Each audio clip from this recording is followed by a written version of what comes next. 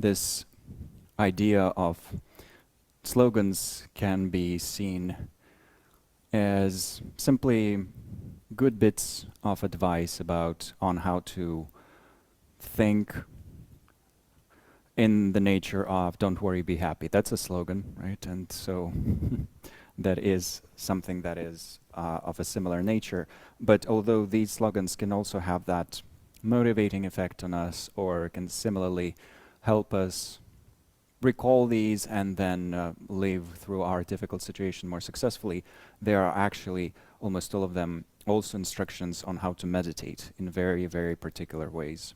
So today, when we start going through lines 2 and so forth, we will be dealing with those meditative instructions. And that's where it's actually good to start with the meditation straight away. So we'll meditate on the themes that we have discussed last time. And to do that, we can assume a comfortable stationary position for our meditation.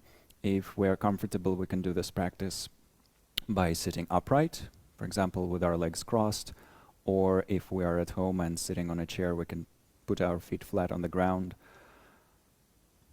But it is also possible to do almost all of the practices discussed in this text by being in the Shavasana position, in the supine position, lying flat on our back and relaxing deeply, but maintaining the clarity of mind there.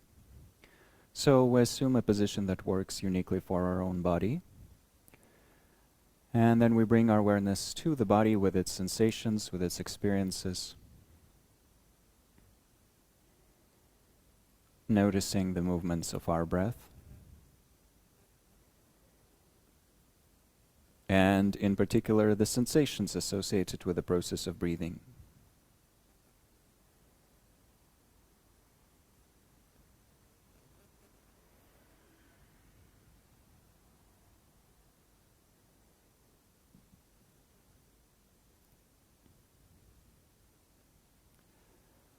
What this means is that with each inhalation and with each exhalation, there's something changing in the tactile field of the body.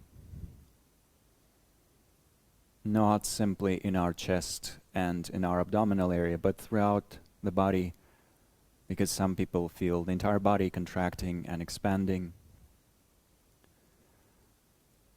Because sometimes there are sensations even as far as in our feet, in our legs, in our hands. But all of these shifts accompanying the process of breathing can become the basis of our concentration. We are observing them with curiosity and openness, while allowing the body to breathe naturally, without any control from our side.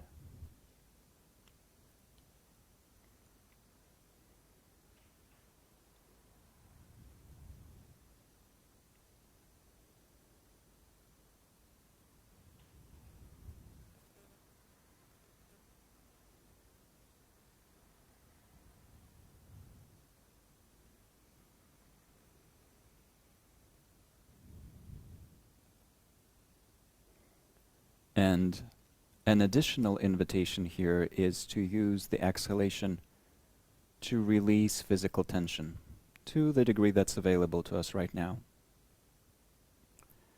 Releasing it from our hands and fingers, from our feet and toes, our pelvic floor, our shoulders, our face.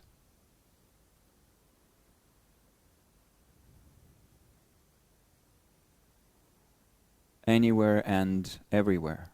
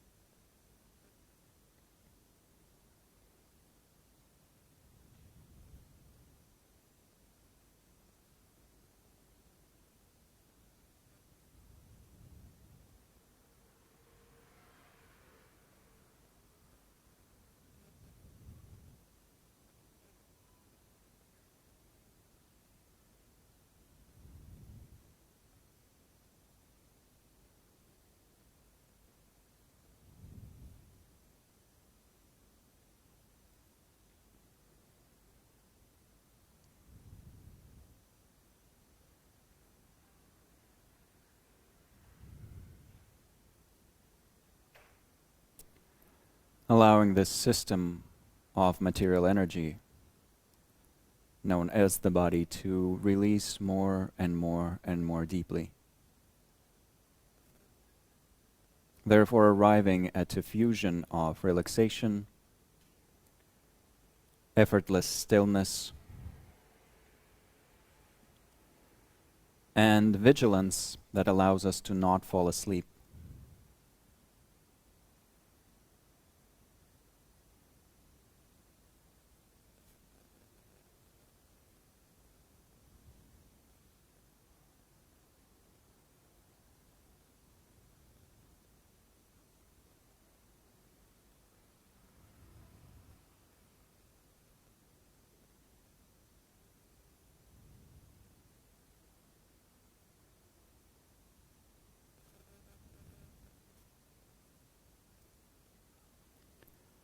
And in this process of relaxing more and more deeply, from a certain stage we can allow the body to continue doing that work on its own.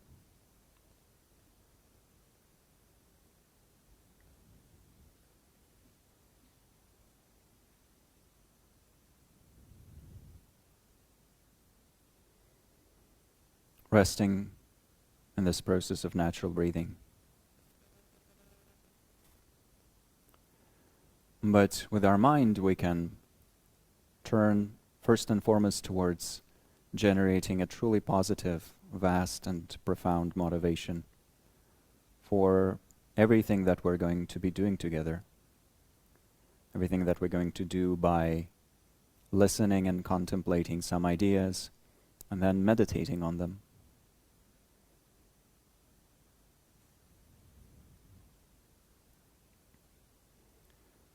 The motivation is to aspire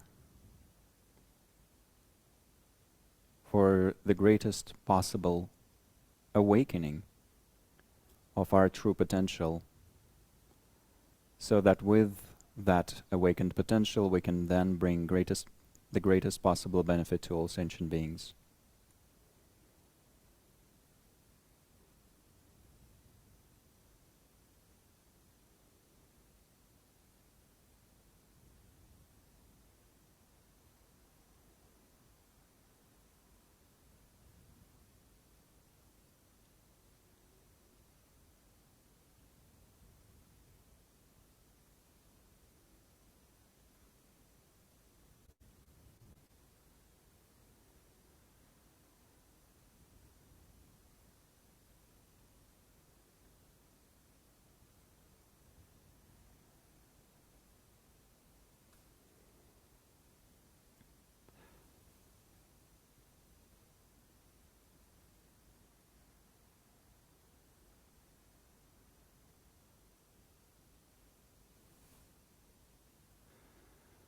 And then,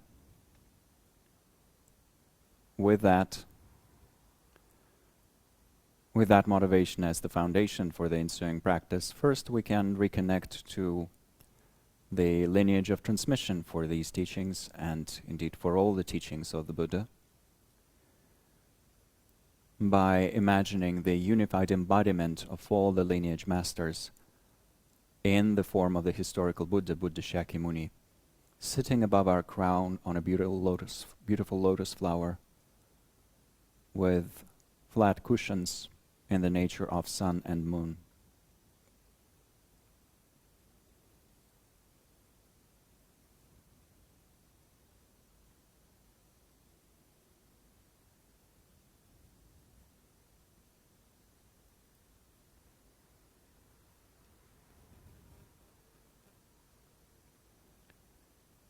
This shining golden presence of the Buddha is not simply the Buddha himself, although that's important as well, but it's also the unified form of all the lineage masters, great yogis and yoginis, all the way up to, or all the way down to our immediate root teachers in this life, our primary spiritual mentors, even if we haven't yet recognized them as such, or haven't met them yet. Those who will transform our mind into the Dharma, and then point out the true nature of our mind, present in this shining radiant form above our crown, inseparable from our own basic goodness, our own true potential.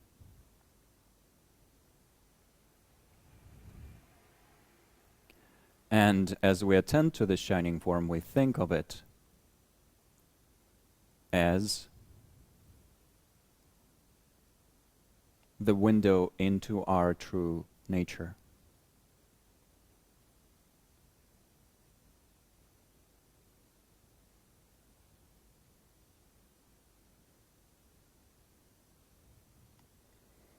And we can invite the inspiring influence from that shining presence to make our mind more flexible,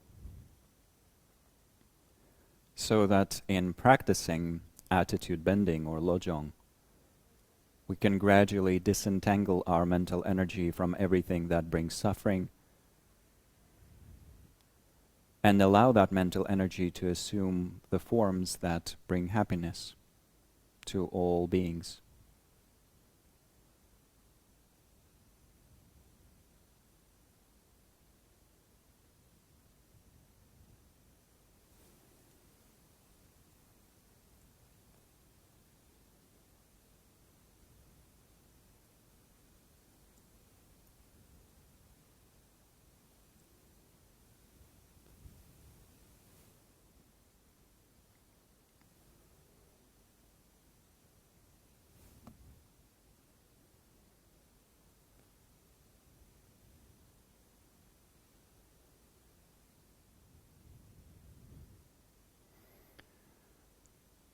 Then we imagine, following the instructions of Great Master Longchenpa on this, that we, our own form, along with our conventional mental states and so forth, and the entire world, we dissolve into light, and this light absorbs into the radiant presence of the Buddha above us.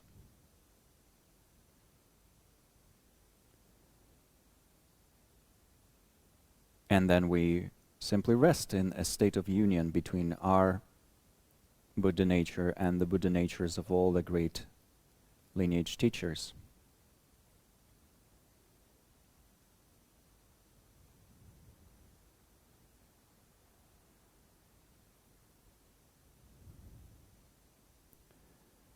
And then for the main part of this meditation, we direct our awareness to this very person that is learning these practices, that is employing these practices, recognizing the fact that this unique temporary combination of matter and energy that has arisen under the influence of multiple causes and conditions is more precious than a precious jewel or $1 billion or any type of worldly success, for one simple reason. This unique rebirth that we have now assumed is perfectly endowed with causes and conditions to allow us to become fully awakened. And many other types of rebirths would not give us this opportunity. Because even if we were to look around and look at the people who have no interest whatsoever in their mental activity and the cultivation of the beautiful qualities of the mind and so forth, or have no leisure to be devoting themselves to these processes, or have an actual aversion towards the ideas of wisdom and compassion, and so on, we would see that we are incredibly privileged to have this specific body and this specific mind with these specific positive propensities that are active right now.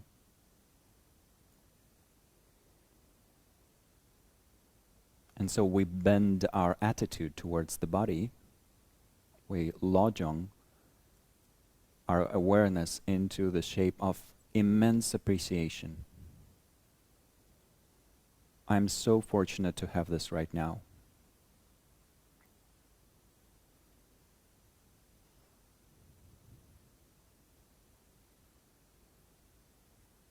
If I had a diamond the size of this body, it would be less valuable than this rebirth itself.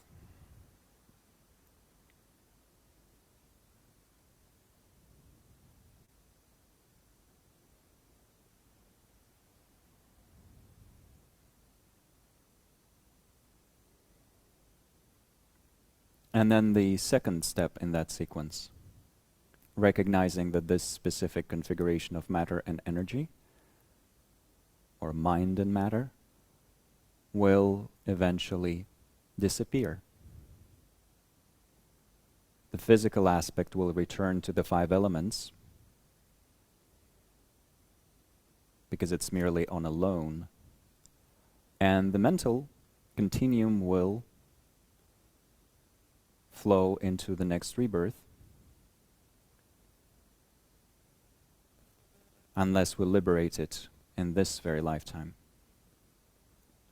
Therefore gaining freedom, gaining control over what's happening with this stream of mental energy.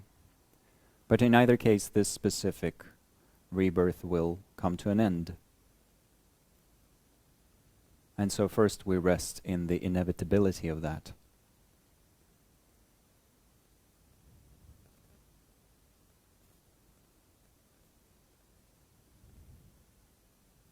Still breathing naturally, but breathing with the awareness of our own mortality, which is not morbid, but rather appreciative.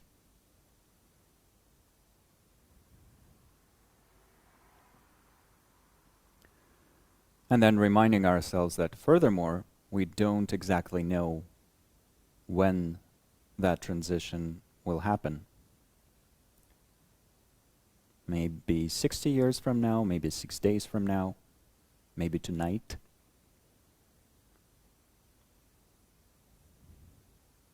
So I better use this precious jewel of a rebirth before it comes to an end.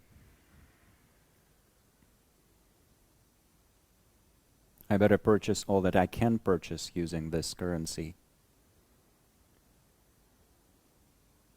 Because, and that's the third thought here, when this lifetime comes to an end, at the moment of me passing away, the moment of dissolution, the only thing that would be of benefit is the Dharma.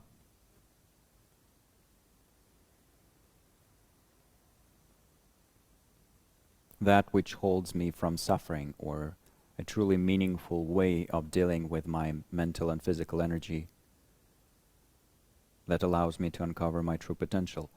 The Dharma will help me, but the body itself, or my money, or my familial connections, all of those will be pretty useless. So I need to invest some time and some effort into the Dharma.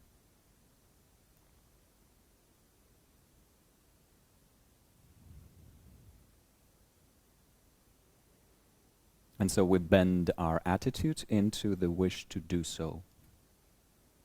I will practice.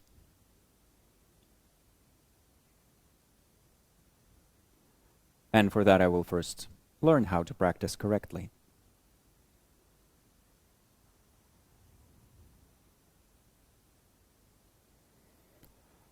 And then, having allowed this resolve to feel every cell of our body, every aspect of our mind, we release it all to rest in spacious awareness without a particular reference point.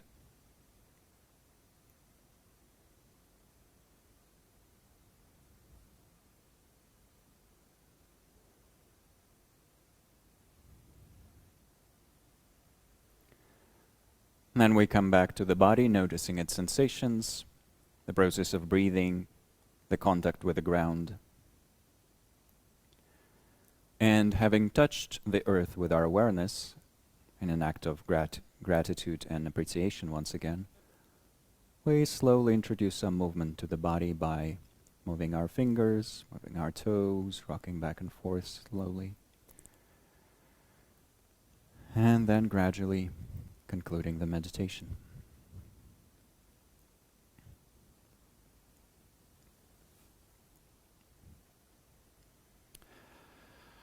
So I hope you can see me and hear me online. Please let me know if that's not the case, but people are nodding, so I think it should be fine. And just in case, we also have secondary recording that is also made available. So for those of you who are joining for the first time or have not yet seen the resource page, it's on my website. It's just lobsangtempa.com/7.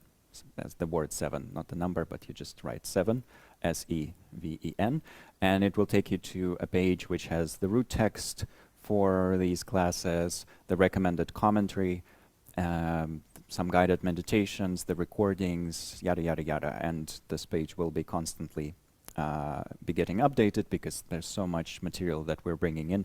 Obviously, this text is a text that covers the entirety of the path, as I've mentioned last time. And so the more references we're making to all these different things from all over the Buddhist tradition, the more necessary it is to add something in terms of resources that we can use, especially if it's our first time studying this approach, which is quite different, I would say, not so much from the approach of the Hindu tradition or the Christian tradition or the Sufi tradition. That's not where the main difference lies. But it's so vastly different specifically from the reductionist materialist view of reality that our society conditions us to follow. So that's where the greatest attitude bending comes initially.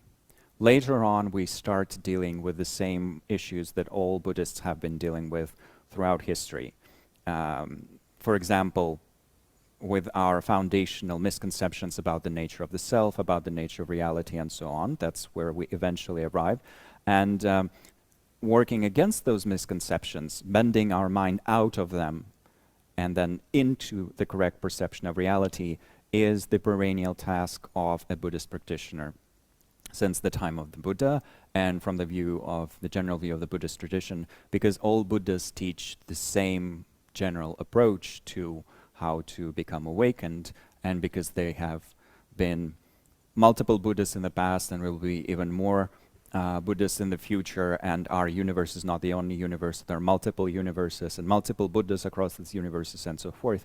That thing of working against our misconceptions about reality is fairly universal according to this view.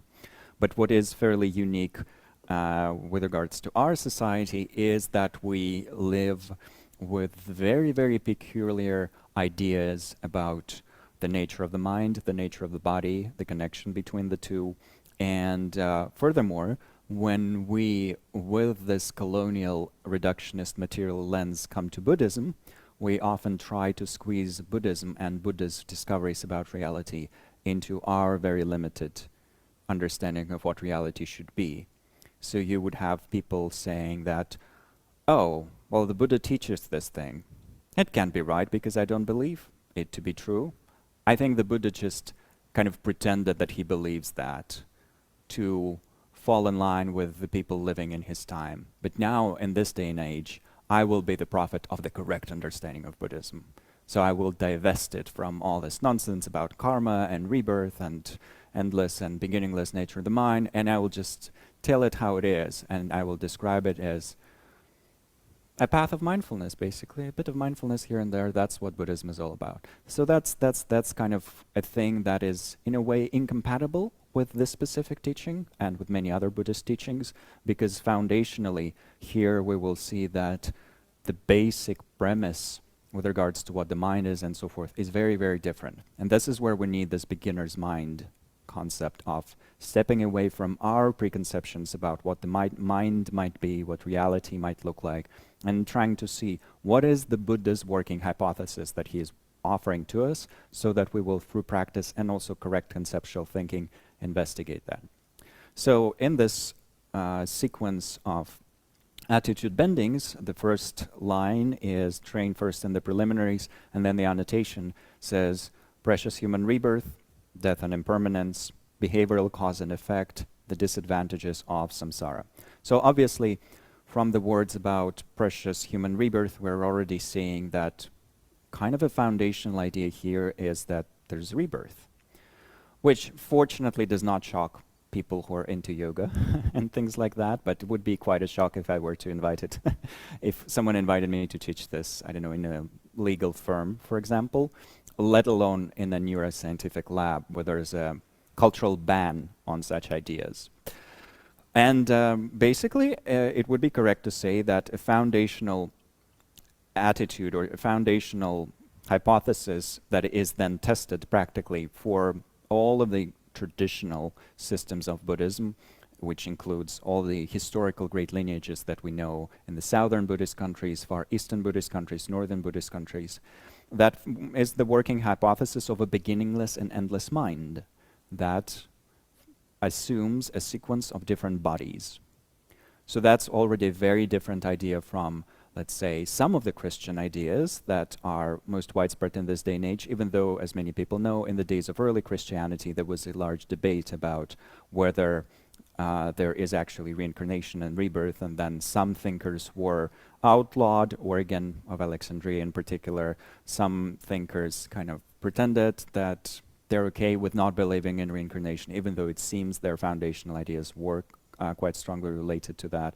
Some thinkers were very strongly opposed to the idea of reincarnation and rebirth, and so forth. So obviously Buddhists are not the only people on the planet who take this working hypothesis, and neither are Hindus, Jains, and Sikhs, the three other great Dharmic traditions of India, because we also see similar ideas on rebirth with Pythagoras and his school of thought, amongst some other ancient Greek schools of thinking, in some movements within modern-day Kabbalah and generally within Jewish spirituality, sometimes heretically so even in Sufism, therefore within the great tradition of Islam. So it kind of keeps cropping up here and there. And of course, there is a certain amount of scientific interest towards that for those who are more open-minded. So if you want to look at it from the more scientific side, the materials that exist to this in this day and age are, for example, the amazing research done by Dr. Ian Stevenson, his lab, and then his scientific heirs, so to say. And Ian Stevenson in particular was researching cases suggestive of reincarnation. So he would identify specific instances in which children, primarily in India, would recall their past lives. And then he would use incredible scientific rigor to establish the parameters for each one of those cases and to truly try to understand, was it something genuinely connected to facts that can be established through research, or just some random idea that the child is having? So he published a number of books, Ian Stevenson, and some of the cases that he describes with a lot of detail are truly fascinating in terms of there is a valid connection between the person who died in their last life and the child. Same birthmark. So for example, the child would have a birthmark where there would be an exit gunshot wound for the previous rebirth of that mental stream, and no traceable connection between the child and its parents in this life and the person from past lives. There was no way for that for information to travel between the two cases, and nothing to gain for that specific family. Because of course some families would be like, no, my child remembers past lives, let's show him on YouTube or TikTok or whatever, you know. That's obviously something that happens sometimes, but Ian Stevenson did a lot of effort, applied a lot of effort to make sure these are not the cases that he published on. He published on the cases that would truly be very, very interestingly checked and would seem to have a lot of veracity, even though for, you know, of course, the materialist science, that's not enough of a proof. It's not enough, as one time some scientists observed in the conversations with His Holiness the Dalai Lama, it's not enough that we have this information and this data on past lives that were recalled by someone. Let's have an experiment in which someone would, before they die, inform the scientists about their future rebirth, then get reborn in that specific place, and then we would go there and check that and so forth. So that's one experiment that theoretically is not impossible from a Buddhist point of view. We just need lots of funding and would need to find a very, very adept yogi, but such things have been done in the history of the Tibetan tradition. It's just modern science did not exist back then. But from that point of view, that is an experiment that could be theoretically performed. And yet another experiment that can then therefore be also performed is an experiment in which we would have a group of yogis basically a group of random people like you and I, group of future yogis. We would be just random people taken as enthusiasts who want to get that training. We would be placed in ideal retreat conditions. We will be trained in single-pointed concentration until we are able to rest in the most profound states of it, developing such stability of attention that we can rest in concentration for 4 hours or more. So that would take some months and years of practice, but that's why we signed up. It's more interesting than being an astronaut, because we're psychonauts. We're going into the depths of the mind. And while astronauts can discover fascinating things about the nature of the moon and Mars and so on, we will be making discoveries about the true nature of who we are. And that might have much bigger implications for humanity. So we will be doing that enthusiastically. We'll attain those states of concentration, and then scientists will be asking us, well, what did you have for breakfast 3 years ago and 30 days ago? Because concentration would allow us to have perfect recall, we will be able to direct our awareness there, check that. They will check according to their data. Of course, normally we don't remember even what we had for breakfast today, let alone 3 years ago. So that would already in itself be quite a proof of the potential of human mind. But then at some point they would ask us to direct our awareness to a point in time before our birth. Let's say for 32, they would ask us to look the point in time 40 years ago. Where was our mind stream then? We would come up with some answer, and then the scientists would go there and check. And if our memory would be connected to this world, let's say we say, oh, I'm in Rome, I'm walking this street, I'm having pizza, I'm having Roman pizza. Okay, that's something that can be then validly checked, because we would recall details about who we were back then, and the scientists would be able to check whether, using records and so forth, whether there was an actual person named, bearing that name, having that personal history. Maybe not details about what the pizza tasted, that is hard to check, but the fact of the existence of a specific person that for some reason, whose memories for some reason we have access to, that would be pretty radical. And that's called Alaya project. That's a potential research project that can be undertaken. Once again, it just needs a lot of funding in terms of creating this very perfect conditions for training and concentration, and also for having scientists come in and do all the brain measurements and so forth, because that's also an exciting part of that type of research. But once again, there is sort of these types of experiments that can add the veracity to this theory from the scientific point of view.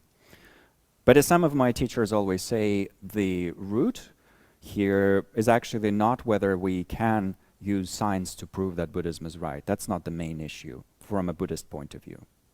From the point of view of the society in general, that's important, because our society trusts science more than religion in general terms. We assume that the soap in our soap dish will actually kill bacteria and viruses and keep us safe and clean and so forth. We do assume that the pill of paracetamol will have some effect on our body, and we have less doubts about these things than we have about some of the religious claims. And there's obviously reasons, cultural reasons for all of that. But Buddhism says that, or like it's a basic idea that the main type of proving that we have to do is to prove to ourselves that the working hypotheses of the Buddha are correct. And fortunately, it's not a 1 to 100 leap of faith that we need to undertake. It's not day 1, let's assume the correct position for meditation. Day 2, let's prove to ourselves that enlightenment is possible. It's not as radical as that. There are multiple levels of proving that happen along the way, and we start by proving to ourselves that, yeah, Buddha's idea on how to release some of the stress are correct. Buddha's ideas about how ethical behavior would make me feel better seems correct. There is a change in my experience. Buddha's ideas on how to develop concentration, how to train in attention, yeah, they seem correct because I'm using these techniques and they work. Whereas European science 150 years ago believed that attention cannot be trained at all. It's a fixed entity. So, okay, the Buddha is right in this and in that. And then we keep going stage by stage, using one practice after another. Is the Buddha right when he says that loving kindness can be cultivated? Is he right that there are deeper levels of awareness that are available to us? Is he right when he's describing these advanced techniques for manipulating the subtle nervous system and bringing about these types of results? So everything can be tested that way. And then at the end of the day, it is said we can definitively prove to ourselves that our mental stream, our mental continuum is beginningless and endless, and this is not our first rebirth. We've had a limitless number of past rebirths, and this is not our last rebirth either. It can be our last suffering rebirth. We can attain full awakening and therefore gain freedom, but what's important is that the uninterrupted flow of mental activity is indeed uninterrupted. It cannot be broken. There's nothing that can break that continuity and destroy it. It can only be configured in different ways. And some of those ways would be full of suffering, some of those ways would be full of happiness. So right now we have this perfect human rebirth, which is defined as a specific rebirth in which we have a perfect combination of happiness and suffering. We suffer enough to be motivated to do something about it. We get depressed, we get sad, we get heartbroken, we get ill, we suffer from cancer, we get fired, we suffer from heartbreak, we are concerned about the wars and environmental degradation and so forth. There's a lot of suffering that is right in our face. Most of us are probably also not billionaires, so that is also helpful actually. So one of my teachers has recently said, and make sure to pray to never be reborn in a hyper-rich family. Because if you are, there would be so much material well-being for you, you will be experiencing so many material pleasures, you would not be particularly concerned about the Dharma. But we do want to have a certain amount of material leisure, material well-being, because that's what allows us to come to a yoga studio, or to have a working device that allows us to connect to teachings on Zoom. So we also need a certain amount of happiness, certain amount of joy and companionship and medical care and access to education and these many other things that come together to let us know, yeah, there is joy in this life actually. We have not yet reached the ultimate joy, but some levels of joy are available to us. So we appreciate all of that along with our propensity for spiritual cultivation and our interest in such matters. And that's our precious human rebirth. And we remind ourselves that it is going to come to an end at some point. That's the meditations on death and impermanence. And they are said to be ultimately important in terms of motivating us to practice. And sometimes it's said meditation on death, meditation on our own mortality is what motivates us to begin practicing, to continue practicing, and then to reach the result. So in the beginning, in the middle, and in the end, a wonderful practice to do. But of course, to do it properly, we need to know how to do it properly, because if it's just, oh, I'm gonna die, and then it's depression, that's not the correct way to practice here. The correct way to practice is to see, oh, this is a temporary configuration of mind and matter. The mind will continue indefinitely, but I do want to make sure that its next rebirth, the next form that this mind assumes in terms of its material, the material component, that's going to be something truly wonderful as well, just like this one, or even better than this one. So not to lose the opportunities that we have right now. And an analogy given by one of my teachers is an analogy with having a little vacation house that someone lent to us. So someone owns a house in Spain or in Greece, in a truly wonderful little resort town where everything is just quiet and lovely and peaceful, and the beach is 30 steps away from our door. And we are welcome to use that house to write, to paint, to do reading, to enjoy our time there, whatever it is that we want to do. But the owners might come back at any time, and we just don't know when that's going to happen. So they might come back 3 days from now, they might be coming back 3 years from now, we don't know. But we know that there's definitely an end to our stay there. So we want to make sure our stay there is truly productive, in that we do want to enjoy that beach. We do want to enjoy our leisure. We do want to read that book. We do want to absorb everything there is to absorb, the sun and the beautiful views and the blue sea and so forth. Because if we are specifically there and not in a teeny tiny room in northern London, if we are in this beautiful, sunny, glorious environment, we want to absorb everything related to that sun and to the beauty and so forth. So there's no point in lying in bed with our windows fully closed or sitting in the toilet and never walking out. Similarly, we have on loan this specific body with this specific mind temporarily configured as this very thing. But the five elements might reclaim the body at any point. They have very kindly given us this body. We have built this body block by eating kale and drinking smoothies and whatnot. But eventually the five elements are going to reclaim this thing, and our mind will then fly to our next destination. And who knows if the five elements will be able, whether five elements will be able to give us such a good body in the future. That will depend on what we do right now. So let's use it wisely. But how to use it wisely, that's where the next 2 points come in. And this third point is about karma and its results. So if we take it as a working hypothesis that our mind is endless and beginningless, and that our mind assumes a series of rebirths, it assumes new bodies with associated mental configurations in a sequence, and it has done so always since beginningless time. From a Buddhist point of view, there's no beginning.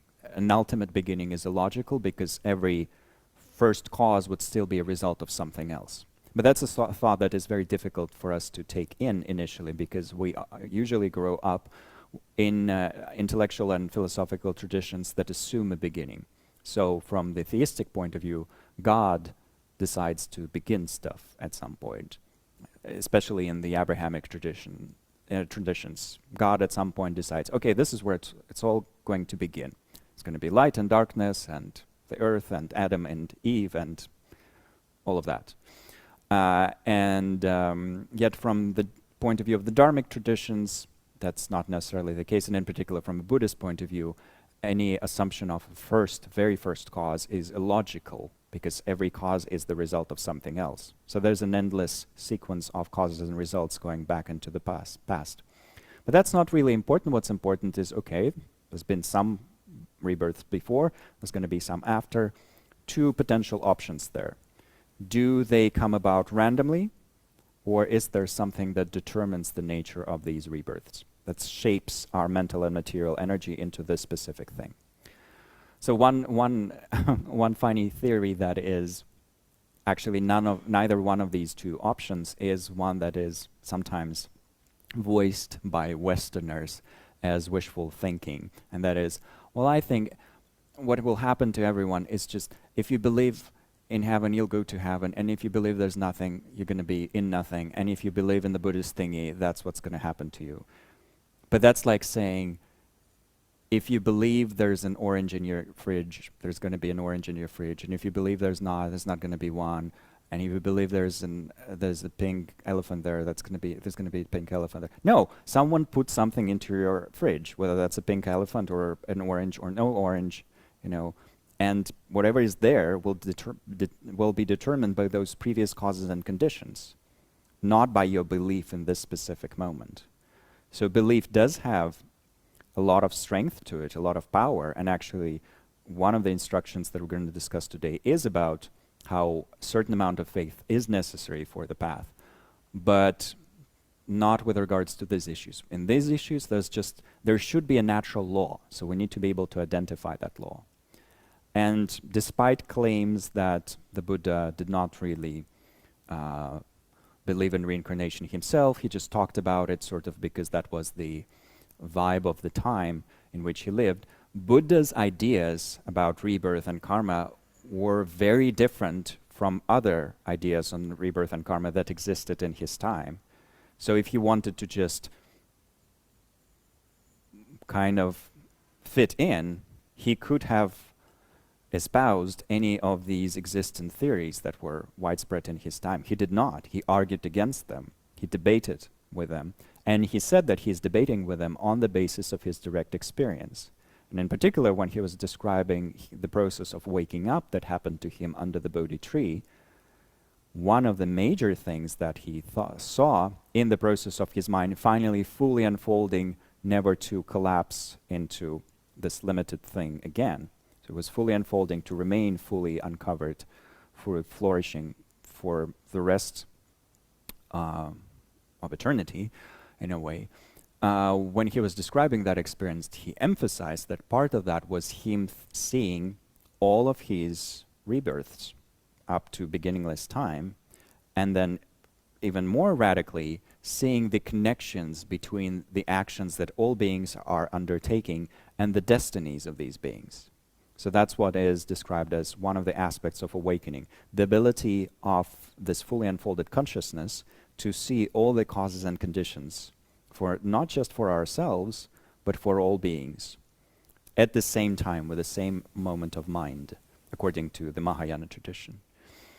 So that's fairly radical and in a way unimaginable, even though if we play around with that idea, it starts to become more alluring and more interesting. How does that work? How can one see the entirety of all the causes and conditions in the multiverse? You know, and that's actually where science fiction helps, because if you've seen Avengers Infinity Wars, there's an element there where Doctor Strange, who is one of the national heroes of Nepal now, because the two Doctor Strange movies were filmed partly in Nepal, so Nepali people were celebrating Benedict Cumberbatch, who is a Buddhist himself, by the way, upon his arrival. So much that it was difficult for him to get out of the taxi that he was taking to the filming location. But there is then that moment where Doctor Strange is looking at the manifold timelines of what can happen depending on each individual cause and condition. And then he identifies the most likely path towards the goal that he and his group of fellow heroes want to attain. So for the Buddha, it's kind of like that, except it's not him looking at the very limited thing that relates to his desires. It's him seeing the fullness of causes and conditions for everyone and their individual paths towards becoming awakened. And within that, what he sees are these karmic causes and conditions unfolding and giving rise to specific experiences. So you have many Buddhist sutras in which the Buddha is asked, why did this specific being get reborn as that? Or why is this specific person suffering from this affliction? And some of the stories are more radical, some of them are more simple. A simple one would be, why is this person rich in this life? Or why is it so easy for this specific being to attain awakening? Why are they so gifted in terms of spiritual training, whereas some others are truly struggling with it? What's the deal there? And then the Buddha would go into the past and explain, well, 50 cosmic years ago, this is what they did here and there are very specific circumstances. And that created a karmic seed that is now ripening as this specific thing. So what do we do this with regards to awareness bending and attitude bending, in particular, Lojong? We need to bend our attitude into an attitude that takes causes and conditions very seriously. And that's not how we live right now, on two levels. One is that we don't even take relative, obvious, coarse causes and conditions very seriously. For example, when I was in high school, I was a very sarcastic person, because I've discovered for myself the power of intellect, but I have not yet discovered for myself the power of kindness. So I thought it was really cool to kind of be smart and sarcastic. And as a result of that, some people didn't, well, I did have friends and all of that, but some people really disliked me strongly. And I could never quite connect the dots there. I was like, why do they dislike me? What's wrong? It's like, I'm so funny. I'm making fun of them. They should be grateful. It's like no connection whatsoever. And then some of us kind of live our whole lives like that, in that we, for example, in our workplace, we gossip, we start drama, we put people down, we are rude to people. We're being emotionally and socially unintelligent, as Daniel Goleman would describe it, and that we are never quite understanding why is it that people dislike us. There should be some mantra to fix that, I think. That's what people sometimes say. You know, there should be some dharani, some mantra, some sutra, some special ritual that the Buddha has left for us as this Buddhist magic to improve our relationships with others.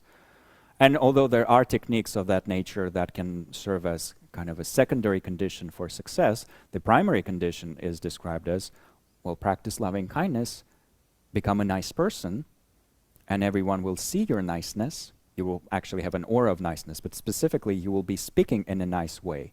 You will be acting with kindness. Nice not as in an attempt to be people-pleasing, but specifically just there's a natural outflow of kindness. And everyone loves kindness, more or less.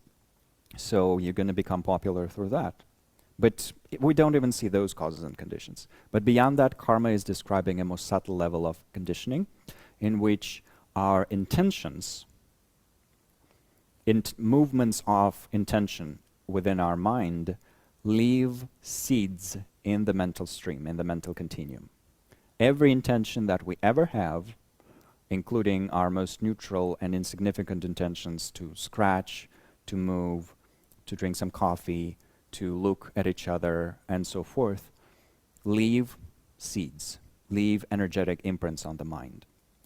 However, our insignificant intentions leave insignificant imprints.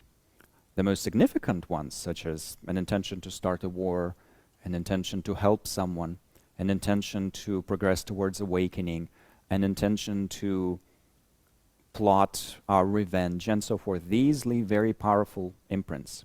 And there's actually a number of factors that is involved in describing why a specific karmic seed would be more potent than another karmic seed. It depends on the object, depends on our motivation, it depends on whether we have been repeating the same action again and again, and there's a number of many other factors, including the location, the time that we're undertaking the action at, and so forth. So for example, today is, from a Tibetan Buddhist point of view, a special day in that it's the Tibetan, according to the Tibetan calendar, it's the birthday of the head of the Sakya tradition. His Holiness Sakya Trichin Rinpoche is one of the greatest lamas alive, one of the senior masters of our time, unimaginable, source, fount of kindness and compassion and wisdom. And because it's the birthday of such a special being, or an actual living saint present in this world, if we were to undertake some practice today with that thought in mind, oh, today is a special day, it's a celebration of wisdom and compassion embodied in this being, we would create more powerful imprints of a positive nature. And we're actually doing that right now because we have gathered here to discuss all of this. But similarly, if on this specific day, knowing its nature, we were to do something extremely negative, that negativity would also be stronger. Or similarly, if we were to do something positive in a holy place, and that's why Buddhists do a lot of pilgrimages to places like Bodh Gaya in India and different holy sites in Tibet, Nepal, and throughout the Buddhist world basically, but in this day and age we can also do a little pilgrimage to the Peace Garden in southern London, which is where there is a peace mandala, Kalachakra mandala blessed by His Holiness the Dalai Lama and so forth. Even in such a location, were we to sit down and meditate, the karmic imprint would become stronger and would ripen faster and with more efficiency. So there's actually an incredibly intricate science that describes how these imprints are created, how they're maintained, how we can remove the negative ones that would bring about suffering, how we can strengthen and maintain the positive ones. And that's the totality of Buddhist teachings on karma, sort of the Buddhist yoga of karma, in that it's a teaching about how we can manipulate these karmic seeds and the process of their creation so that it becomes easier for us to become awakened. Because if we simply try to constantly create good karma, remove bad karma, just to constantly be lucky and to avoid bad luck, that's not enough. It's still not liberating us from the rat race itself. But it is very necessary if we do want to kind of clear up some space for our spiritual practice, because we do want to maybe be around for a longer period of time so that we can practice. And actually, whether we succeed or fail in our practice itself is also determined by these imprints and these seeds, these energetic traces. And that's why it is suggested in the Tibetan tradition that before we undertake the main quote-unquote practices of meditating on the true nature of reality and so forth, we should do lots of purification and we should accumulate lots of positive energetic traces within our mind. And then because we have removed the negative ones through practice, we temporarily at least have greater clarity. Because we have strengthened and accumulated the positive ones, we have enough fuel in our karmic tank to use these traces to superpower our practice. And there's actually a level of directly being able to experience that. Once again, one of my teachers, Toknur Rinpoche, when describing this process of purification and accumulation, says, sometimes we feel like our mind is very dry, in that even though we are trying to undertake practices, there's no joy there, there's no flow, it's not flowing, it's kind of barren. And not just with regards to our spiritual practice in this case, we're kind of lacking that ability to enjoy what's going on around us, and our aspirations are not coming true easily. And that is a sign that we have kind of used up the amount of positive karma or merit that was temporarily kind of available to us in this specific period in time. Doesn't mean we have exhausted all of our merit. In a way, it's inexhaustible. But this specific, credit that was available to us for this specific period of time has gotten kind of used up. And it gets used up every time we experience something positive. A pleasant breeze comes through and removes some of the heat. We have used up a little bit of our positive karma. We're enjoying a nice cup of coffee. We used up some of our positive karma. We get a headache. We exhaust some of our negative karma. So that from that point of view, actually one of the most powerful mind-bending techniques, Lojong techniques specifically for experiencing suffering, is to see every moment of suffering that we experience as a purification of negative karma, and to try to use every moment of happiness that we have as a source of compassion and kindness towards others. Because otherwise, with happiness, we're just using up all the positive karma, so there's no good result coming from that, apart from happiness itself. We're kind of spending all that karmic money on cups of coffee, quite literally. But then what? And on the negative side, we start to suffer, we get a headache, or we suffer from cancer, or we get fired, or whatever. Something unpleasant happens to us. And then instead of turning that into compassion and wisdom and understanding, we get angry. Or we fall into the trap of being super negative about it, and that we only complain. Not in terms of sharing with each other, but really it's just negativity. It's just the self-pity me that becomes even more real in our perception. Oh, I'm this pitiful being and only bad things happen to me, and the entire kind of Debbie Downer attitude arises. So from that point of view, that's kind of useless. Whereas both suffering and happiness can be transformed into a source of spiritual growth, psychological growth. And there are specifically texts dealing with that, but the text that we're studying is also covering that. So what do? We do a meditation in which, first and foremost, we'll look at every aspect of our existence. We just stop. When we think, okay, I'm in this room right now, I'm seeing this room, there are people around me. That's kind of my bubble of karmic appearances. And everything that arises within the bubble of my karmic appearances, and it's a bubble that changes, this projection changes because at some point we will all get up and move to another location, then we get up, we'll move to another location, then we'll go to bed, then we'll wake up in the morning, hopefully, and then like the projections change. But every pixel within that projection, it is said, arises out of a specific karmic seed. Except they don't talk about pixels. They say that every colored dot on the tail of a peacock comes from a specific karmic seed for that peacock, but also for everyone who's seeing that peacock. So when we do this meditation, we sit here and then we understand that each one of us is within our unique karmic bubble.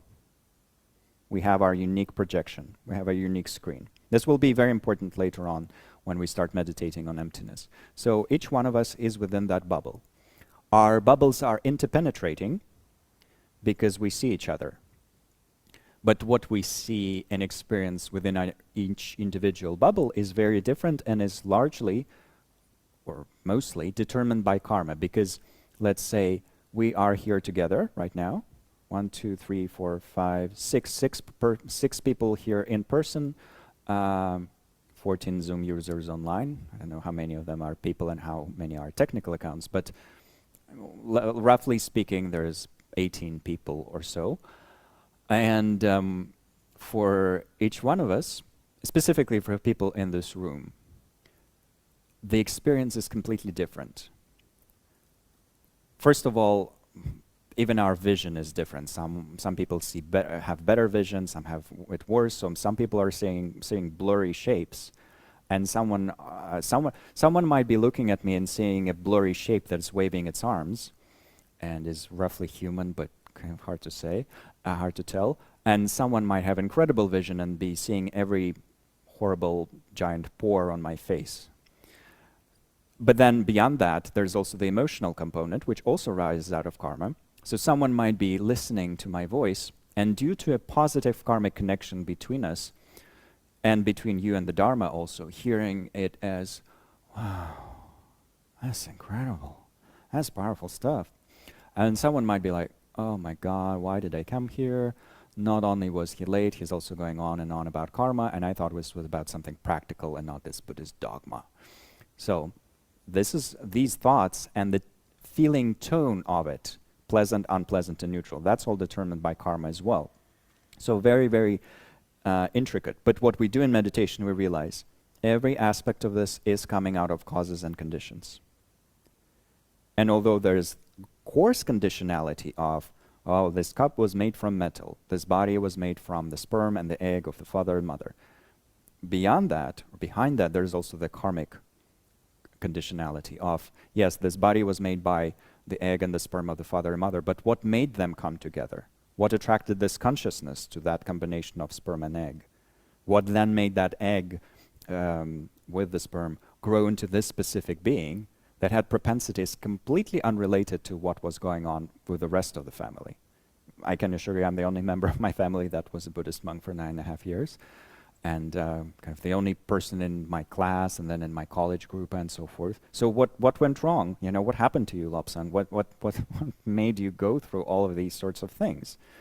And if we only accept the materialistic theory, we have to say, and that's literally what someone once said to me when I was a monk, oh, there must be some powerful trauma there for you to make you do this, you know. From a materialist point of view, that's a valid assumption. It's like, why would you give up sex, drugs, and rock and roll, at least temporarily, and wear a red skirt, but kind of the religious one, you know, not the fun one? Who knows? But the Buddhist explanation is there were karmic propensities.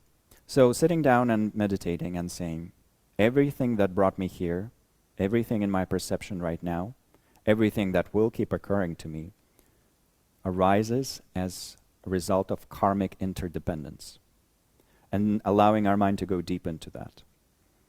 There are more specific analytical meditations on karma that can be done, in which we think about how positive intentions accompanied by positive mental states will only ripen as happiness.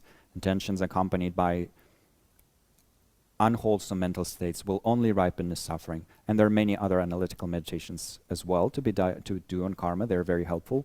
But at least allowing our mind to go into this profound feeling of everything around me in my karmic bubble, and this very person that I believe myself to be, also merely a karmic projection. I believe myself to be this person, of this gender, of this age, with these professional skills, with these propensities, on the basis of karmic causes and conditions.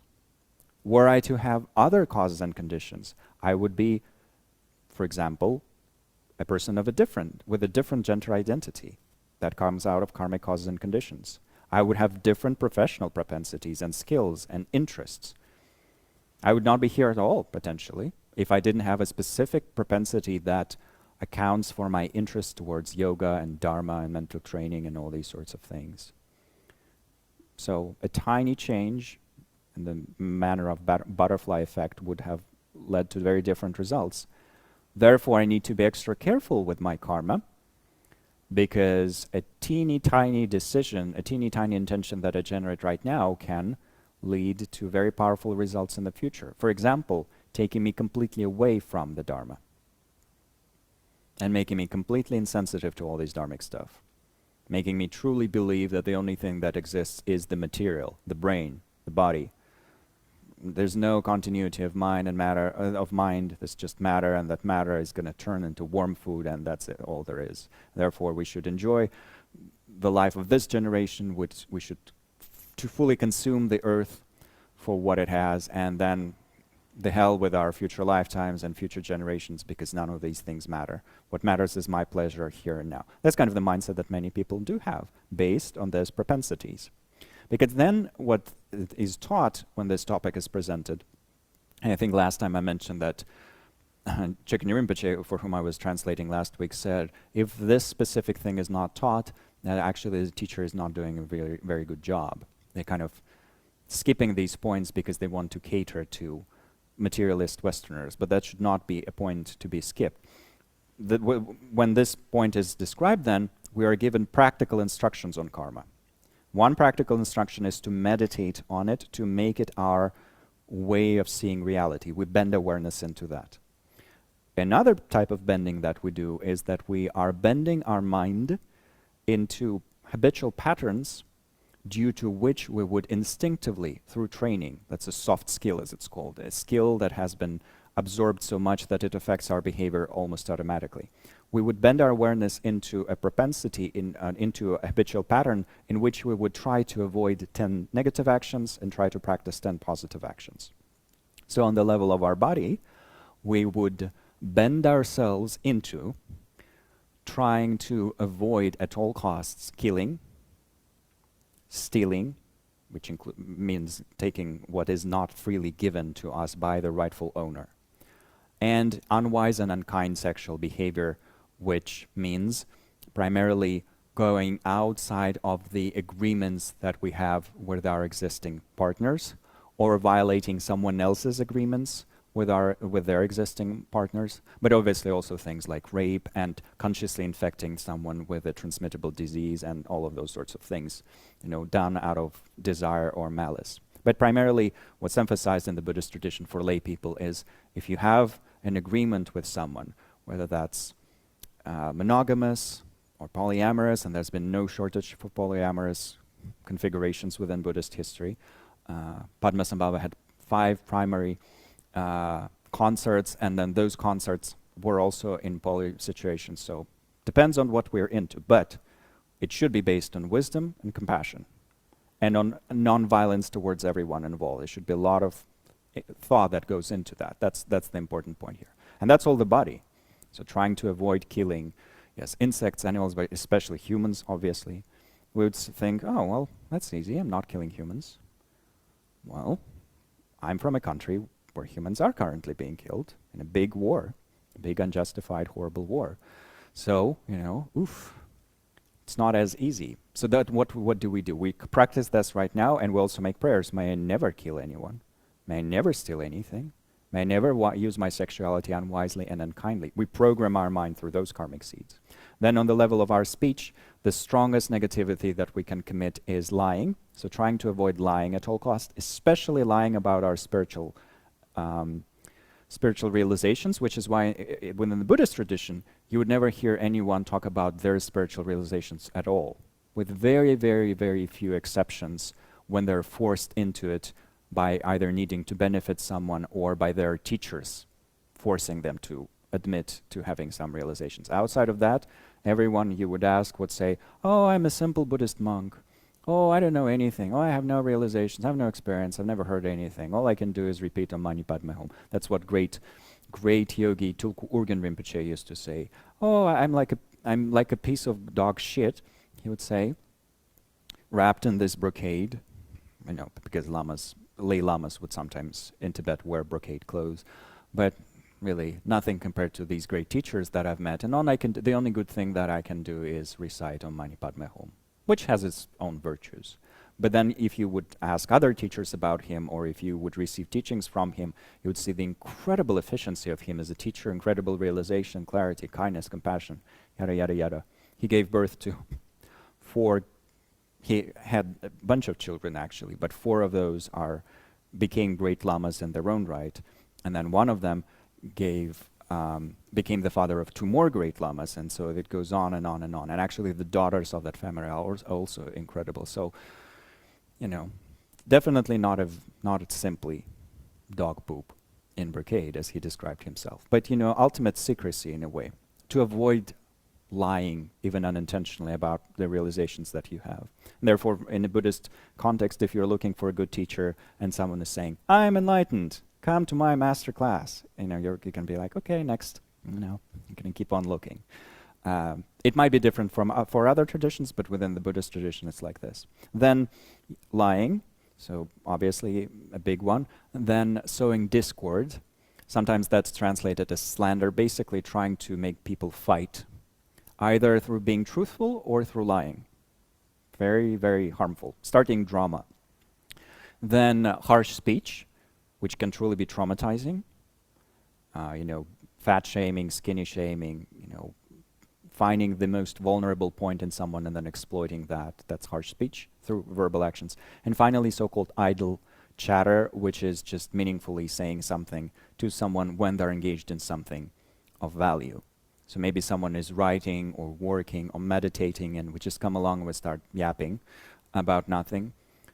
Not in order to foster connections, which is a meaningful endeavor, but simply to hear our own voice or distract ourselves out of nonsensical motivations. So we avoid all of those, we train, and controlling our speech is harder than controlling our body.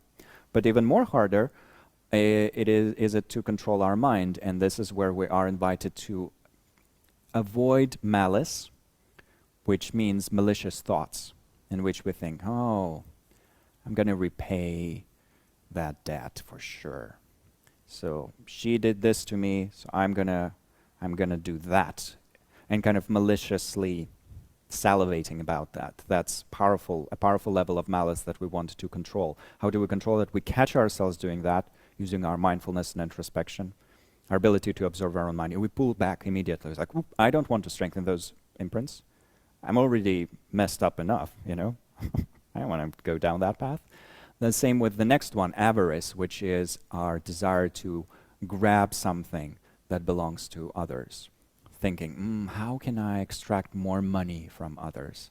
Or how can I pay my workers less so that more money goes into my pocket? The greedy CEOs and so forth. So avarice. But then the last one is said to be the most destructive of all the 10 actions, and that's wrong views. It's a mental action. And it consists of us persevering blindly in these beliefs about the non-existence of causes and conditions. So being agnostic is not a problem. A proper agnostic would simply say, "I don't know." But usually we don't, as agnostics in the West, we don't stop there. We don't say, "I don't know," but maybe somebody does. I don't know, let's check it out. We say, "I don't know, and no one else knows, because I'm white. And if anybody knows anything about life, it's the white people. So those brown people, including the Buddha, they cannot know anything about the mind and rebirth and reincarnation and enlightenment because they're not from Europe. And they don't live in the 20th century, and they did not study with Freud and Jung. So you have a book about the greatest discoveries of humanity in which there are only 2 pages about the mind, and those pages are to European men, Freud and Jung. So not only did not the authors of this book think of any women that made significant discoveries about the mind, they did not think of anyone outside of Europe altogether. And the 2 significant discoveries were supposedly only made by Freud and Jung. So that's incredible cultural blindness, incredible, horrifying level of Eurocentricity, whereas a true agnostic would say, well, we don't know. Yeah, that's true. We still don't have a unified definition of consciousness in Western sciences. And neuroscience bans the word consciousness to rather speak about the correlates, the neural correlates, the stuff that's going on in the brain. But Buddhists do have a working definition of consciousness. They describe its salient features. They talk about how to observe it. They talk about the causes and conditions within that consciousness, part of which is karma. And they say all of this can be validly tested. So a true agnostic would say, okay, as if this theory makes conceptual sense, and if I'm motivated enough to find out the truth about the nature of reality, I will truly try to test it out. So bending our agnostic attitude into that, at least, is a very meaningful endeavor. And here we are invited to avoid the 10 non-virtuous actions, to practice their opposites. So instead of killing, save lives. Instead of stealing, practice generosity and protect the property of others, respect the property of others consciously. By returning, for example, the stuff you borrowed but never gave back. Practice kind and wise use of sexual energy, where if you are engaging in sexual acts, you're engaging in an altruistic manner to bring pleasure to partners and so forth. Then with the speech, practice telling truth, but skillfully. Not in the spirit of, oh, I'm just being honest, but we're actually just being really, really horrible. Not that. And the Buddha actually left clear instructions about those points of how it needs to be appropriate and kind and timely. And the thing that's in the West is known as the 3 sieves. Sometimes they're attributed to Quakers, but they probably go way, way, way back into the depths of history, at least to the times of the Buddha, maybe even deeper. But this is basically the instruction on how everything we're saying should be truthful, should be kind, should be necessary, and should be said at the right time. Is it true? Is it kind? Is it necessary or helpful? And is now the right time to say this? Because maybe not. So the 3 or 4 sieves, very helpful idea there. Then instead of creating animosity, fostering togetherness, strengthening, helping people reconnect, rebuild those connections. Instead of using harsh speech, using motivating, beneficial, kind speech that makes people feel seen and appreciated and loved and held, that encourages their positive qualities. So speaking to the best in the person. And even if we are saying something very direct and straightforward, doing this out of compassionate motivation for ourselves and others, building a compassionate boundary instead of trying to harm. And then instead of idle speech, at least making sure that every time we do start chatting about something, and we can have long conversations about video games and, and types of potatoes that we like and so forth, but doing that out of a meaningful motivation to build something there, not simply to fill the silence with nonsense. And then with regards to our mind, training in the opposites of malice, loving kindness, training in the opposite of avarice, that's non-attachment and generosity both, and training in the opposite of wrong views by truly considering the interdependent nature of reality where causes do lead to conditions. So those 10 positive actions strengthen the positive behavioral patterns. And that's already yoga. So in the Eightfold Yoga of Patanjali, we have yama and niyama. And so avoiding the 10 non-virtues is the Buddhist version of yama, what to avoid. Practicing the 10 virtues is part of Buddhist niyama, what to adopt, even though there are many more things to avoid and to adopt later on the path. But starting with that, and then being very careful with our karmic causality. And on top of that, this is where we would also be introduced to purification practices for purifying our karma. That's something that can be studied separately, but they are powerful psychological means for making sure that our negative compulsions, and karma can be described as a compulsion. What's left by the intention is a compulsion. So something that would compulsively make us compulsively undertake a specific action, and then we end up somewhere where stuff happens to us. So how did that happen? I have a friend, for example, actually I have many friends, in general, just many people who would go through a sequence of misadventures, and then at the end of the day, after they've broken their legs and got infected with this infectious disease and, lost their wallet and so forth. And sometimes it's an astronomical number of ridiculous bad things that happen to them. At the end of the day, they ask themselves, why did I go there? Why did I go to that club that night? What made me? I never go there. I never go. What led people who were on the Titanic to the Titanic? And even more interestingly, what led people who were on that submarine that was looking at the Titanic to that submarine? Yes, we could say from a conventional point it's curiosity or hubris and things like that. But what needed to ripen in the mind specifically for those, I think, 8 people or 10 people to end up there out of 8 billion? Compulsion, karmic compulsion takes us where we are. So some karmic compulsion, hopefully meaningful, took us here. So observing all of that and manipulating that and working on the negative ones through purification practices and strengthening the positive ones through practices that are for that. There's also that thing. And then the next contemplation, once we have started practicing with karma, changing our attitude towards why things happen the way they do, The next attitude is kind of dramatic, the next attitude shift.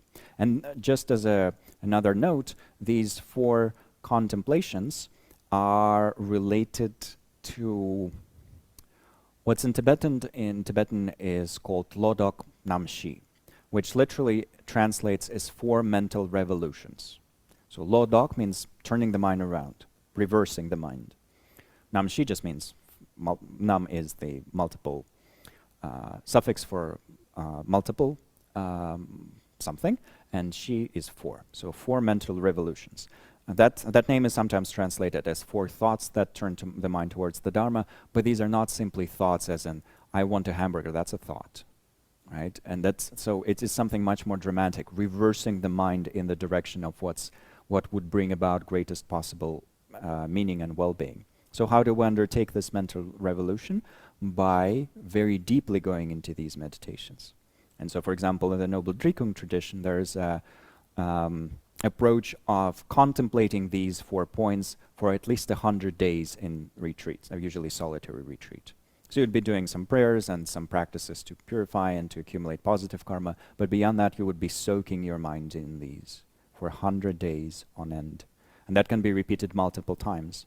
Or in some other traditions, you would receive an instruction from your teacher to, for example, contemplate one theme throughout the day and also in your formal meditations for a year here, for 6 months there. So one topic that you would be instructed to contemplate, depending on your personal propensities. A skilled teacher can do that.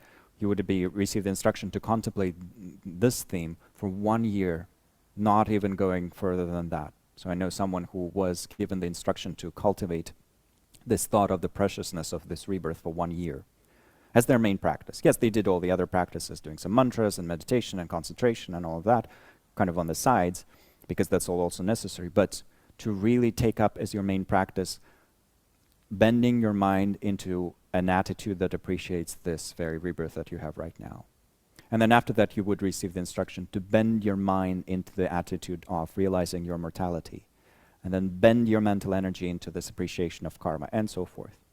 So basically, the more time we invest in these, the more we will have an actual revolution that happened within. That's a yogic practice. These are not just, cute ideas about reality. No, this is taking our mental energy, the energy of our awareness, and shaping it into this until it becomes habitual.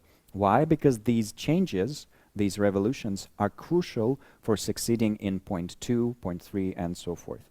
If we come to point 2, which is inviting us to meditate on emptiness and then to cultivate the altruistic wish to become a Buddha for the benefit of all beings, but we come to those points with the belief that the mind ends when the brain dies, it all collapses into utter nonsense, because we need ultimate bodhicitta to fully remove our afflictions. Well, if the mind dies when the brain dies, the way to remove all afflictions is to die. There's no more anger, no more desire, no more jealousy, no more fear. It all ends because you no longer exist. You're worm food. You're not worm food, your body is worm food, and there's nothing else. But ultimate bodhicitta makes all the sense in the world if we know that our propensities for anger and so forth carry on from one lifetime until another, and then on and on and on, until we put a definitive end to them by practicing. And the same thing with the relative bodhicitta, which is this wish to become a Buddha for the benefit of all beings. You first generate that, and then you take the bodhisattva precepts of actually promising, I will, by myself alone, that's the way Lama Zopa Rinpoche words it, take all beings to full awakening and bring them ultimate happiness and freedom from suffering. Well, that makes no sense if you're going to die and that's it. Because there's no way you will take all beings to full awakening in the 30 remaining years, or 100 remaining years, or 3 remaining days. So that will be kind of a lie for yourself or others, just a cute idea. But then why would you need that? Because you could just practice loving kindness, compassion, make them very powerful. Why do you need this little cherry on top that says, I promise, I vow throughout the rest of my perpetual existence to keep bringing beings to full awakening? Why would you need that, Well, you need that because according to the experience of yogis and yoginis, the mind is indestructible. and it continues endlessly. And you never have, that's one interesting point, you never have a yogi or yogini who has invested years into cultivating concentration practices, which is how you prove reincarnation, how you can develop the ability to look into your past lives and future lives. You never have a yogi or yogini who have devoted decades into practicing that, come out of their cave and say, I have validly established that there's no such thing. They always say, it's true. There's a documentary called Yogis of Tibet, and within Yogis of Tibet you have an incredible Drikung master called Drupbang Rinpoche. So he looks into the camera and he says, to you I probably look like an old man. It does look like an old man, kind of shaggy and old, and not with a good vision and so forth. He says, to you I probably look just like an old dude, but actually remember all of my past lives. And he makes that statement completely nonchalantly, and he does make that statement even though usually it's not done, because there's nothing for him to lose or to gain. He passed away relatively soon after that, so he's not chasing after TikTok fame or anything like that. He taught in a few places here and there in the West and in Taiwan, I think, but beyond that, mostly staying in practice, teaching the next generation of lamas, and then just passing away. So, and I think also he had the instruction or the permission from his teachers to kind of lift that veil a little bit. But very, very nonchalantly saying, that's what I've discovered through my practice as an absolute, undeniable fact. But then what is the fourth thought with regards to that? It's not simply that, yes, karma will bring us good and bad stuff. It's that for as long as we exist within that conditioned samsaric existence, we will continue experiencing suffering. So as it says here, the disadvantages of samsara. So what is samsara? Samsara is, you probably know, there's that joke about how nirvana is a band, karma is a soap from Lush, and I think samsara is a perfume. And that's all true, conventionally speaking. But also, samsara and nirvana are two modes of existence. They're not places. So nirvana is not a place we go to. Wales is a place to go to, or Greece. And nirvana is, and there are also other types of places, like pure lands. Those are dimensions that our consciousness can travel towards, get reborn in, or we can actually sometimes visit them temporarily through practicing dream yoga and so forth. And there have been lamas who have physically, with their rarefied and purified body, visited such pure lands as Shambhala. I think that's still happening to this day, but there are some historical records about how they went to this pure land by shifting something, tesseracting, I guess. And then they brought some absolutely unique stuff from that place, which did not at all fit neither the time or the region in which they were abiding. So pieces of technology and fruit which are unknown in Tibet or anywhere else in the world. So those are places. You can go to them. But nirvana is not a place. Nirvana is a state of being, a state of our body, speech, and mind. And so is samsara. What's the difference between them? Samsaric existence, or samsara, being in samsara, is the existence in which every aspect of our being is pervaded by fundamental ignorance about the nature of reality. So everything is under the influence of this toxin of ignorance. And this primary toxin of ignorance gives rise to secondary toxins known as attachment, aversion, pride, jealousy, and you actually have 84,000 derivative ones. And there are different lists identifying specific toxins, mental toxins that are unhelpful on the path, including laziness, that's a mental toxin, not to be confused with rest, two very different things, including different types of wrong views. But the primary one is ignorance. So as long as we have ignorance, we are in this samsaric existence. And to describe it in a yogic manner, the way I've heard it from the yogis as opposed to scholars or philosophers, one simple way to describe it is to say that samsaric existence is an existence in which we have a fundamental misunderstanding of reality. Our perception, our cognition collapses into a very, very limited tunnel-like view. And the primary element there is we identify that which is not really me or mine as being me and mine. So we'll look at this little thing So we have our karmic bubble, as we have discussed, right? And within that karmic bubble, we look at the very center of this karmic bubble, and we conclude that this little blob of matter that is waving its skinny hands, plus this little bubble of mental energy that is kind of chaotic and all over the place and neurotic and blah, and the voice is flowing like a smooth river and pleasing all of you. That's Lobsang Tenpa. That's the incorrect conclusion that I make. And then there's stuff that's mine. The body, the mind, the thoughts, the personal history, the name, and like this nonsense as well, you know, my jacket and so forth. But that's secondary in a way, for me at least, because I've lost all my possessions multiple times in this life. Whereas for some people, their billions are the most important thing that they have, so quite obviously. But especially the body and the mind, we grasp at the body and the mind. And everything freezes in our perception then. We believe that this is us. And from the point of view of a fully awakened being, the Buddha means fully awakened one, that's like believing that you are your dream persona. So you are in a dream, in a non-lucid dream, and in that dream you are a purple elephant that is grazing. You know, and you're like, I love these persimmons, and you're eating persimmons in a dream. And you are absolutely convinced that you are the purple elephant and these persimmons are yours. And then someone who is gifted in dream yoga and can penetrate the dreams of others enters your dream and says, you're actually not purple elephant, and it's actually time for you to wake up, because there's stuff waiting, you know. And you're actually suffering because you keep eating those persimmons and you're throwing up, and it's all happening in the dream. Like, wake up, hello, this is not real. And we're like, no. You don't understand. This is all real, and what you're saying is religious superstition.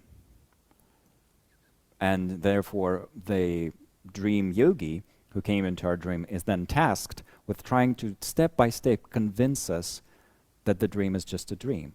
They need to use their most elaborate, skillful means to convince us that this dream that we've made up for ourselves, samsaric existence, is not really true. But the thing is, within this specific dream of samsaric existence, we have three types of suffering, and what we would do in this at this point is meditate on them. So one type of suffering is the obvious suffering of pain, or physical and mental pain. It's called suffering of suffering sometimes. And that is when bad things happen.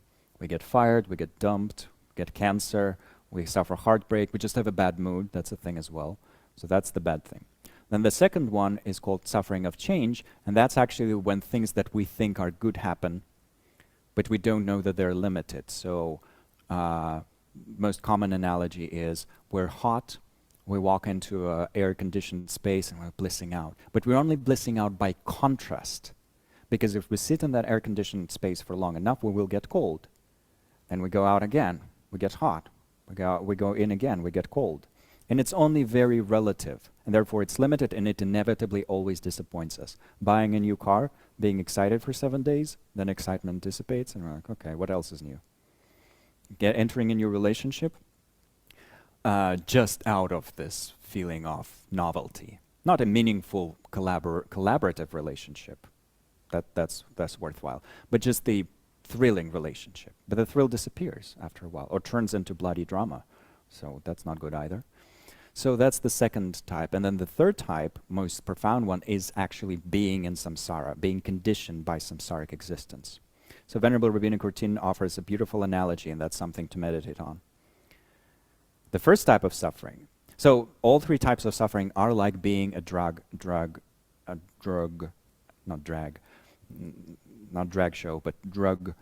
addict. So not getting the junk is the first type of suffering. You're suffering because you're like a zombie. Oh, I want good things to happen, but they're not happening, so you're like, ugh. Then if you do get the junk, that's the second type of suffering. You do get the fix. Another cup of coffee, another relationship, another bit of sexual pleasure, whatever.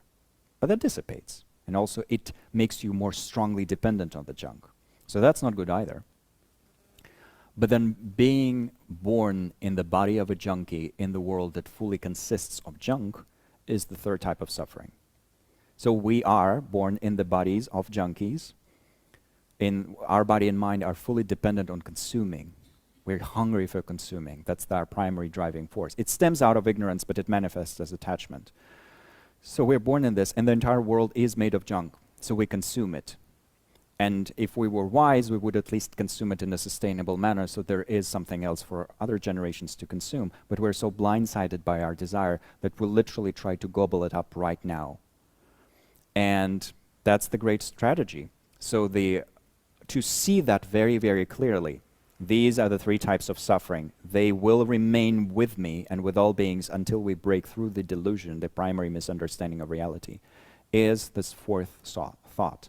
And it's very powerful to conclude on that one before going into second point, because the second point starts with recipes for breaking through the ignorance that makes us stuck in samsara.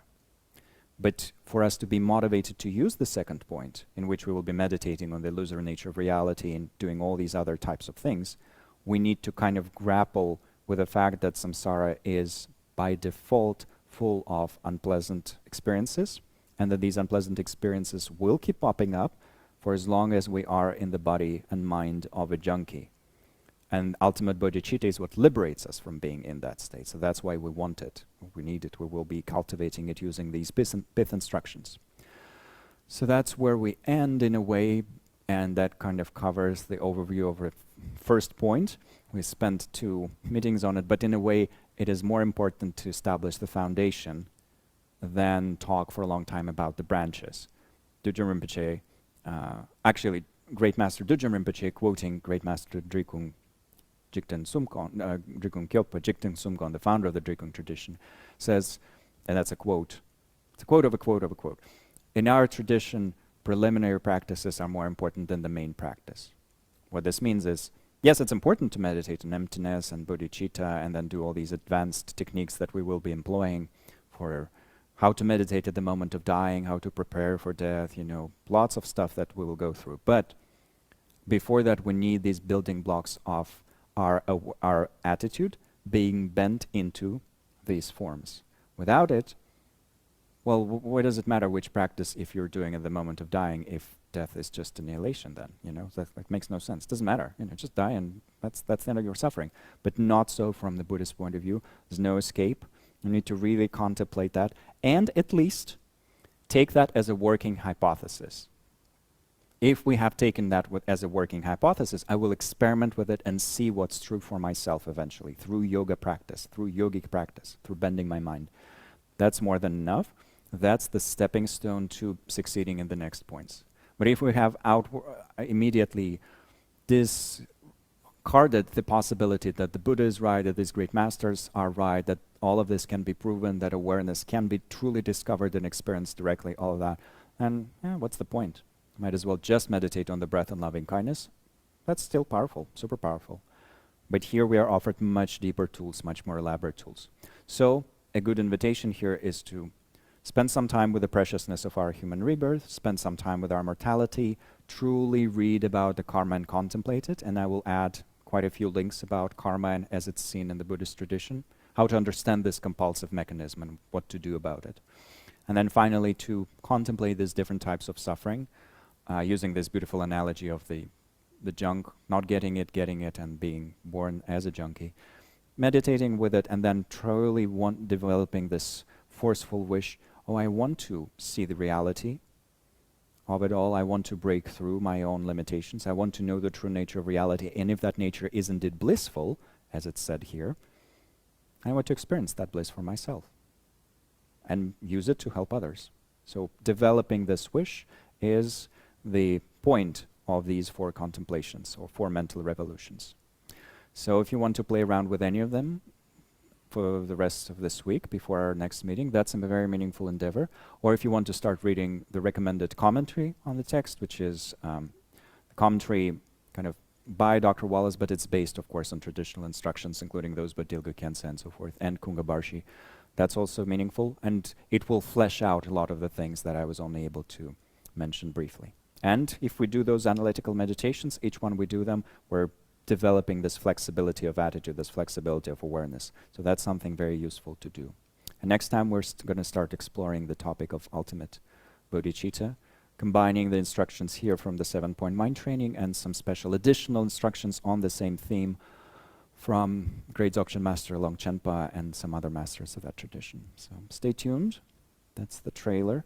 or the cliffhanger, I guess, for this time.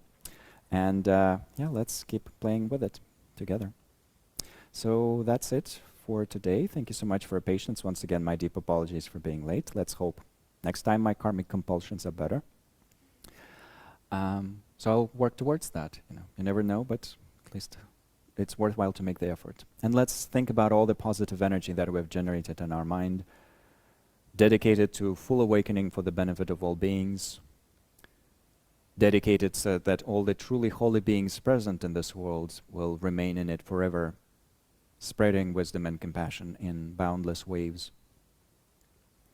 And also dedicating it so that the obvious types of suffering, including the suffering of war, famine, disease, elemental disturbances, and so forth, all of those disappear completely, so that we can all enjoy peace, quiet, good health, good fortune necessary to continue training our mind in stability, wisdom, and compassion. And may the spirit of bodhicitta, the spirit of altruistic wish to become awakened, flourish in the hearts of all beings.